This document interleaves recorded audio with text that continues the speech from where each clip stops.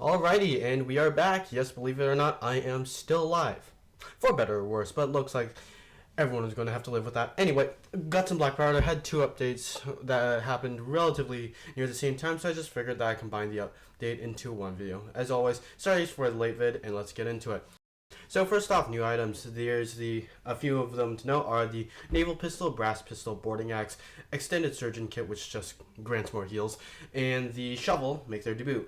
Honestly, they're all kind of cool in their own way, such as the naval pistol and brass pistol, basically turning you into a Shane ripoff of the officer for the seaman and infantry class, respectively. But I think the shovel is a bit more interesting due to how it makes stronger barricades.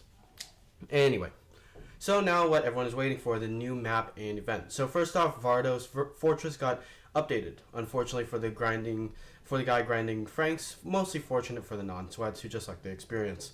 So the map is significantly bigger with a small town and instead of like an empty path, and instead of spawning in the courtyard, you spawn in my friend's basement and need to escape to the port. Also, there's no more fireworks, so yeah. Now, the frost mechanic from Berenzia is in this map, so you'll need to hide out in various tunnels and houses that litter the area as you brave the snowstorm. Now, a big thing to note is that when the ship arrives, it does not stop. So you have to quickly jump on it, like how I jump on trends. Yeah, I'm a comedian. So honestly, for the most part, the core mechanics and elements have not really been changed to a notable level. But I mean, like, you get what I mean. Anyway. So now for the limited time event.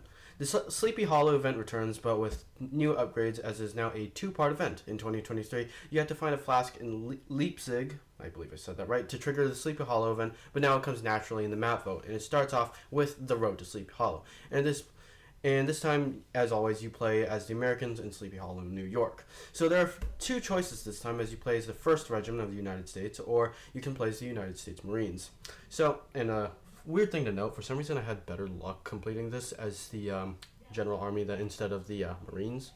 I just want to note that. So anyway, you first start off in a cornfield and have to navigate the field and find a skull and get digging.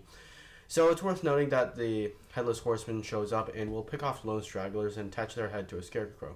So after doing some casual grave robbing, aka archaeology, you find the skull, which is rumored to contain the Minecraft movie. Now go through the house where people can respawn, run past the zombies and the Headless Horseman, who is just standing there, menacingly, then reach the mill where, just like sweats, grind the skull. Anyway, a massive zombie horde shows up and you have to fight them off.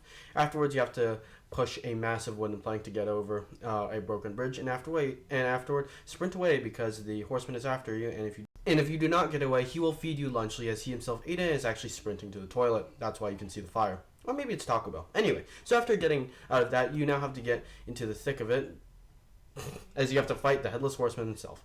You can use the same tactics from last year and camp near the bridge. However, this time, the Headless Horseman has a serious skill issue and needs to resurrect dead soldiers who have swords to fight you.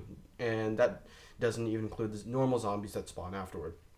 And yes, if you die and get decapitated, you yourself will turn into infected with a sword. So basically you become British. I mean, technically you are, since this is America in the 1800s. Anyway, so after turning the Headless Horseman into Swiss cheese and giving his lack of weight falls off just like KSI. Upon winning, you'll get the Headless Horseman's sword that is a retexture of the saber, but with a cool sound look. Totally worth it. You can also get the lantern if you do the first half, and as always, you need to survive both levels. So if you vote for redoing the second half, after dying, you won't get anything.